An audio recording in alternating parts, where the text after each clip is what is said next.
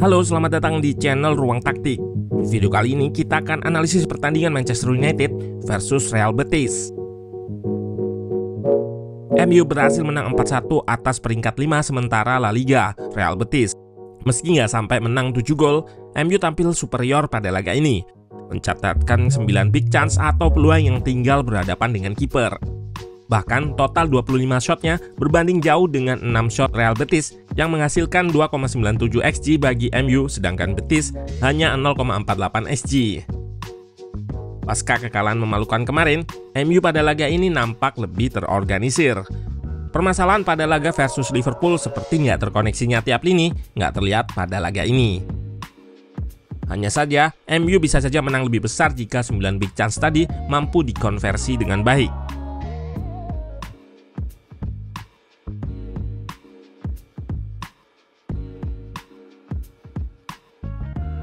Nah, kita akan analisis laga ini dari segi taktikal. Let's go, kita bahas sama-sama. MU turun dengan skuad yang sama persis seperti waktu dikalahkan Liverpool.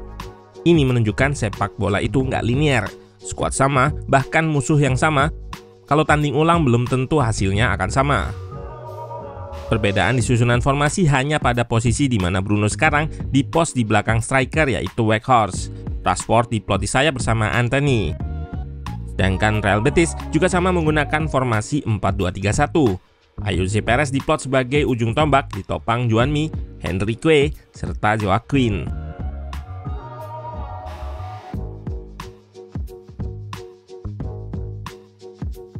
Pada laga ini, MU buka keunggulan cepat di menit ke-6. Dari skema andalannya, transisi positif atau counter attack yang dilakukan secara cepat. Di momen ini terjadi pelanggaran kepada Antony. Melihat masih banyak pemain Betis di area permainan MU, Casemiro dengan kecerdikannya langsung memprogresikan bola ke depan. Situasi 3 versus 3. Crossing mendatar Bruno berhasil dihalau namun jatuh tepat di kaki Rashford. Top scorer MU ini dengan ketenangannya sedikit bergerak ke kanan untuk mencari ruang tembak. Dan dengan tembakan kerasnya, buka keunggulan MU di awal laga.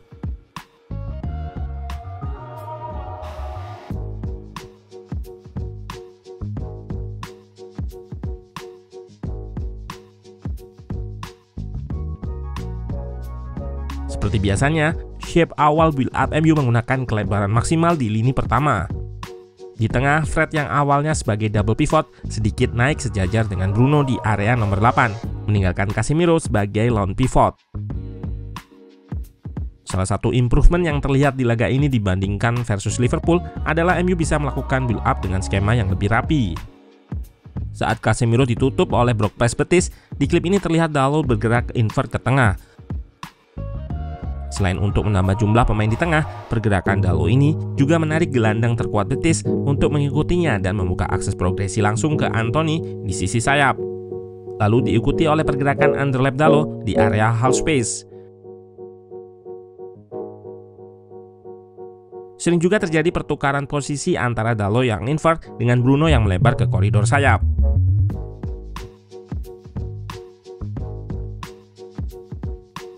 Di situasi build up ini, pemain-pemain MU di lini pertama dan kedua terlihat lebih aktif dalam melakukan pergerakan tanpa bola. Casemiro yang di marking pun melakukan hal sama. Ia bergerak untuk menarik markernya dan membuka akses progresi ke pemain MU lainnya yang ada di depan. Off the ball movement atau pergerakan tanpa bola ini yang membuat MU selalu memiliki koneksi saat bangun serangan. Dari statistik build up completion atau tingkat keberhasilan build up MU terlihat di laga ini relatif bisa eliminasi block press Betis 83,8%, di mana versus Liverpool hanya 68,9%. Dan dari data passing map berikut juga bisa terlihat pemain-pemain MU yang terkoneksi dengan baik satu sama lain. Pun begitu, pemain-pemain juga beberapa kali masih melakukan kesalahan elementer di daerah pertahanannya. Di sini, positioning Martinez kurang terbuka, dan De Gea melepaskan umpan ke badannya saat ia sedang melakukan scanning, sehingga turnover terjadi dan mengancam gawang MU. Gol balasan Betis yang dicetak oleh Ayoze Perez pun berawal dari salah passing Casemiro di area permainan MU.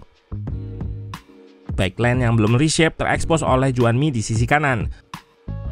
Dari sisi ini, ia langsung pindahkan bola ke sisi kiri. Ayoze nggak termarking karena Luke Shaw bergerak masuk terikat oleh Henrique. Dengan sekali kontrol, Ayoze langsung melepaskan tembakan menyusur tanah ke pojok tiang jauh yang gagal diantisipasi oleh De Gea. Dalam melakukan pressing, MU nggak selalu menerapkan high press. Lebih sering menerapkan medium block dengan 5 pemain sebagai unit press di depan. 3 pemain di lini pertama tetap rapat seperti di laga sebelumnya versus Liverpool.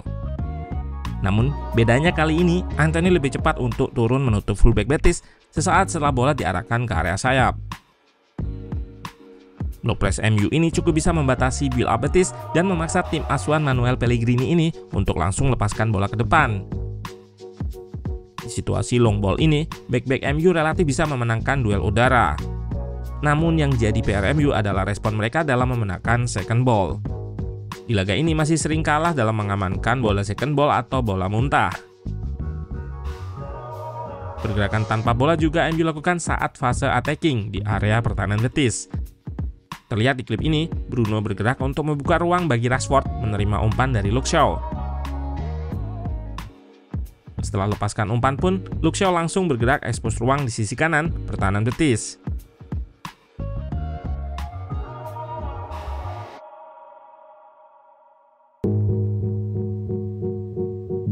Pemain MU juga aktif bergerak untuk memberikan support koneksi saat bola dikuasai oleh wingernya, Antony. Dalot, Bruno, bahkan Fred aktif memberikan opsi passing kepada Antony.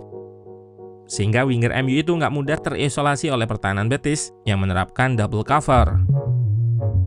Dengan adanya koneksi ini, memudahkan MU untuk melakukan link up bongkar pertahanan Betis. Seperti yang terlihat di klip ini, link up Bruno dan Antony berhasil eliminasi 3 pemain Betis hanya dengan umpan 1-2 sentuhan. Selain koneksi yang menjadi keunggulan MU di laga ini adalah kemampuan mereka untuk mempertahankan intensitas serangan sepanjang laga. Dari statistik XG terlihat nilai di babak kedua meningkat dan mereka pun bisa cetak 3 gol di babak ini. 2 gol MU diciptakan dalam waktu yang berdekatan. Gol kedua berawal dari turnover di area permainan Betis. Terlihat Antony di sisi kanan bergerak sedikit melebar untuk perbesar ruang sebelum menerima umpan dari Bruno. Di momen ini banyak pemain Betis di garis pertahanan dan Antony menyelesaikan peluang dengan kemampuan individunya, sedikit cut inside dan diakhiri placing ke tiang jauh dengan kaki kirinya. Sebetulnya ia cukup sering melakukan ini dan butuh variasi agar nggak mudah ketebak. Salah satunya bisa dengan crossing diagonal, terutama untuk memaksimalkan ketinggian dari Weghorst. Selanjutnya, MU juga berhasil cetak gol dari situasi corner kick. Namun sebelum sepak pojok, terlihat kembali bagaimana aktifnya pemain MU dalam melakukan pergerakan tanpa bola, mengekspos ruang di pertahanan Betis.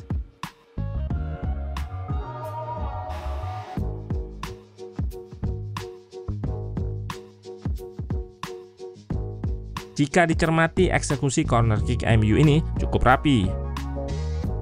Bruno sebagai target memang sudah nggak terkawal sejak awal. Dengan bebas, kapten MU ini bisa berlari ke tiang dekat, disupport oleh Rashford dan Martinez yang melakukan blocking kepada pemain Betis, sehingga Bruno bisa leluasa menyambut crossing Luke Shaw.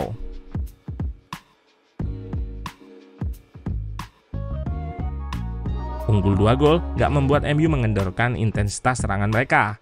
Ten Hag memasukkan McTominay dan pemain muda Facundo Pellistri untuk pertahankan intensitas serangan MU. Baru 1 menit, Pellistri langsung memberikan instant impact dengan keberanian dan kecepatannya. Pemain berusia 21 tahun ini berhasil lewati 2 pemain Betis, merangsek masuk ke kotak penalti dan lepaskan cutback kepada McTominay. Sepakannya berhasil dihalau, namun bola rebound langsung disambut oleh Weghorst untuk catatkan gol keduanya bersama MU. Dari ekspresinya, gol ini nampak spesial baginya. Secara umum, sebetulnya taktik MU juga nggak jauh beda ketika dikalahkan Liverpool. Ini membuktikan jika eksekusi dari pemainnya yang belum stabil. Setelah kekalahan melawan Liverpool, Rashford menyebut kalau dalam melakukan press kurang terorganisir sebagai unit. Lini depan dan tengah terpisah, begitu juga tengah dan belakang. Ini juga yang membuat taktik pressing lalu counter MU nggak berjalan pada laga tersebut. Jelas, kesalahan seperti laga sebelumnya nggak bisa ditolerir jika MU ingin tetap berada pada perburuan gelar.